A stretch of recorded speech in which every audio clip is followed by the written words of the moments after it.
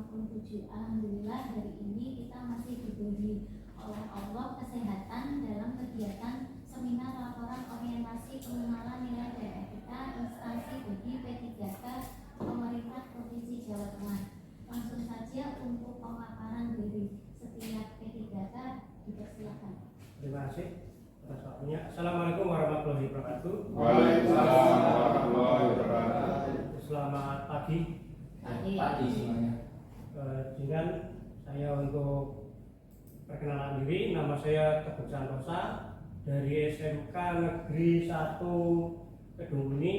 Di sini saya akan memaparkan materi seminar orientasi pengenalan dan etika instansi bagi pemerintah dengan perjanjian kerja Provinsi Jawa Tengah tahun 2024. Ya.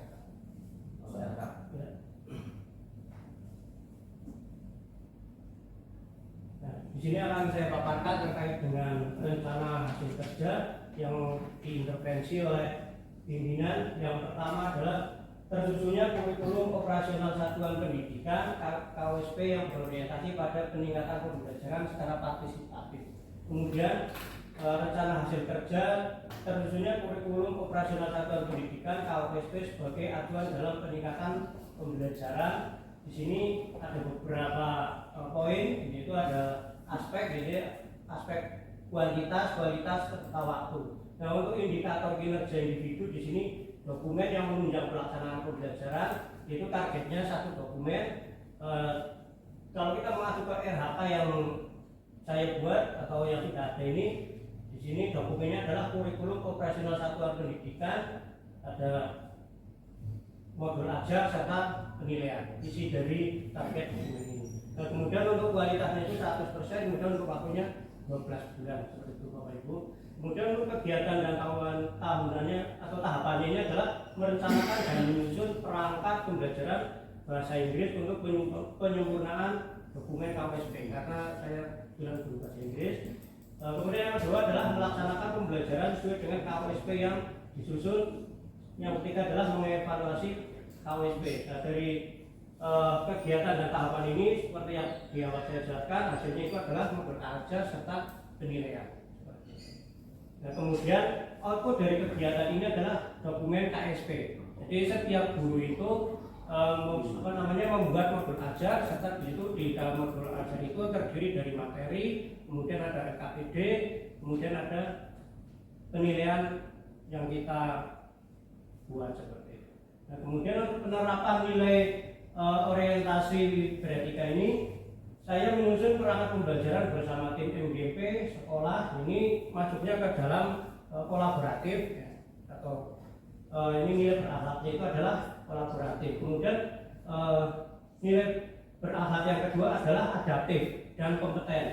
Saya melakukan kegiatan pembelajaran sesuai dengan KOSP yang telah disusun. Nah, kemudian untuk penerapan nilai yang berakhlak yang ketiga itu adalah adaptif dan kompeten juga ya. Di sini saya juga mengevaluasi kembali dokumen KOSP yang sesuai dengan kebutuhan peserta didik. Nah, untuk nilai berakhlak selanjutnya adalah kolaboratif serta harmonis. Di sini saya menyusun perangkat administrasi pembelajaran dengan berdiskusi dan berkolaborasi dengan saling menghargai sesama rekan MGP di sekolah. Kemudian penerapan nilai berakhlak selanjutnya adalah akuntabel serta disiplin. Di sini saya melakukan kegiatan pembelajaran dengan tepat waktu dan bertanggung jawab. Kemudian yang selanjutnya penerapan nilai berakhlak selanjutnya adalah harmonis. Harmonis di sini maksudnya adalah siswa dan saya atau guru ya, ini saling bertoleransi walaupun ada perbedaan. Demikian yang dapat saya paparkan pada seminar kali ini. Barangkali ada pertanyaan dari Bapak Ibu.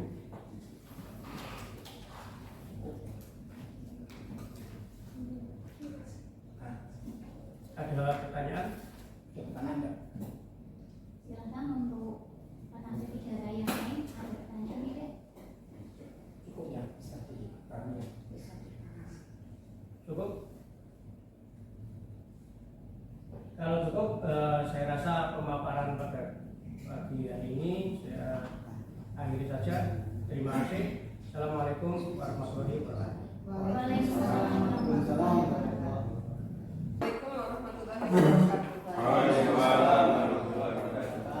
Yang saya hormati Bapak Ibu Menti ya, peserta seminar kegiatan orientasi P3K ya, angkatan 53 sampai 57. Ya, alhamdulillah kita sudah melaksanakan, Bapak Ibu sudah melaksanakan seminar nih, terkait dengan RHK dari Bapak Ibu semua. Saya bisa simpulkan di sini ada beberapa RHK, rencana hasil kerja yang Bapak Ibu rencanakan. Yang pertama adalah tentang pembelajaran yang merefer atau merujuk pada KSP ya, kurikulum satuan pendidikan. Yang kedua adalah tentang peningkatan kompetensi ya, baik melalui komunitas belajar, PMM atau secara mandiri. Kemudian berikutnya observasi teman sejawat, dan kemudian tugas tambahan sebagai wali kelas ya. Bapak Ibu yang saya hormati, tugas pokok Bapak Ibu adalah selaku pendidik, selaku pengajar, tentu memang yang paling utama adalah melaksanakan pembelajaran berbasis KSP ya. Untuk pembelajaran ini tadi saya lihat Bapak Ibu melaksanakan atau akan melaksanakannya adalah mulai dari perencanaan, pelaksanaan, dan evaluasi. Sebenarnya ada satu lagi Bapak Ibu, yaitu refleksi dan tindak lanjut ya, refleksi dan tindak lanjut.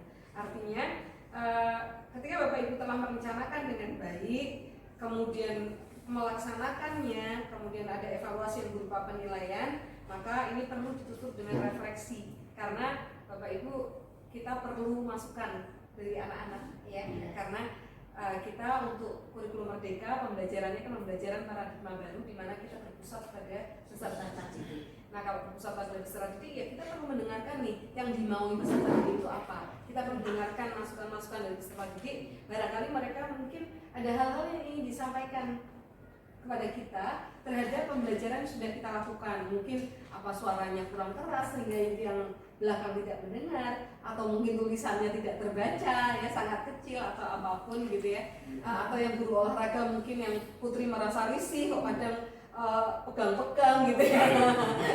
Artinya ini kita perlu mendengarkan masukan anak-anak untuk perbaikan pembelajaran kita. Nah, ini di ranah refleksi ya, dan kita perlu membudayakan refleksi tentunya ya. Oke. Kemudian ketika sudah ada refleksi, kita tahu apa sih keunggulan kita. Artinya tidak hanya tentang kelemahan kita, tapi keunggulan kita, supaya kita tahu bahwa ini sesuatu yang perlu kita pertahankan, kita kembangkan ya. Karena anak-anak senang pada kita, senang pada pembelajaran kita itu apanya gitu loh ya. Apa mungkin penjelasannya detail, apa mungkin care-nya Bapak Ibu terhadap anak-anak gitu ya, atau pilihan-pilihan kata yang apresiatif.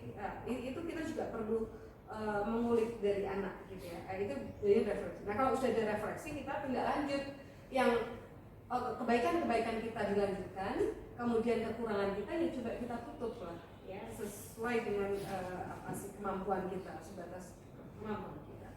Itu untuk perencanaan, pelaksanaan, dan kemudian Bapak Ibu untuk pelaksanaan yang itu juga perlu direncanakan dengan baik, bahwa paradigma baru, pembelajaran paradigma baru, kita tidak hanya mengajarkan kompetensi kepada anak, tapi juga pengembangan karakter. Ya, jadi jangan lupa Bapak Ibu ketika merencanakan, Bapak Ibu juga sudah harus merencanakan karakter apa sih yang akan saya kembangkan melalui pembelajaran ini. Nah, kalau misalnya karakternya berkolaborasi, maka tentu pembelajarannya harus didesain supaya anak-anak itu berkembang skill kolaborasinya. Kalau mandiri misalnya ya desainnya seperti apa supaya anak-anak bisa belajar mandiri, bertanggung jawab gitu. Jadi pengembangan karakter itu juga menjadi sesuatu yang perlu Bapak Ibu pikirkan ya. Berikutnya adalah pembelajaran berdiferensiasi Bapak Ibu ya. Ini sesuatu yang menjadi apa ya, wacana yang terus diumumkan oleh kurikulum merdeka. Kenapa begitu? Pembelajaran diferensi itu dalam rangka membuat anak-anak senang belajar. Kalau anak-anak memang dia kapasitasnya, semua tiap anak itu kan unik ya. Tidak semua anak itu punya kapasitas yang sama dalam penguasaan setiap mata pelajaran. Ya, kalau anak-anak yang memang di bidang misalnya matematika itu tidak menguasai sekali, ya tidak harus kemudian kita paksa untuk sama dengan yang lain yang senang matematika. Ya, ini pembelajaran berdiri. Ketika anak-anak itu kita layani sesuai dengan kapasitasnya, sesuai dengan kebutuhannya, maka anak-anak akan menjadi senang belajar, Bapak Ibu. Kenapa anak-anak tidak senang matematika misalnya? Itu karena gurunya terlalu menuntut. Ya kamu harus pintar sama dengan teman kamu begitu ya. Tapi kalau kita memahami bahwa oh ya kapasitasmu itu tidak sebaik temanmu, maka ketika pembelajaran ya bagaimana kita melayani dia sesuai dengan kebutuhannya. Ujian pun atau penilaian pun tidak perlu sama dengan temannya ya, tentu grade nilainya juga nanti beda, nggak masalah karena memang beda gitu ya. Gitu. Termasuk dalam metode pembelajaran yang disesuaikan dengan kebutuhan atau gaya belajar anak-anak misalnya. Ya, jadi pembelajaran berdiferensiasi itu kenapa penting itu dalam rangka membuat anak tetap termotivasi untuk belajar.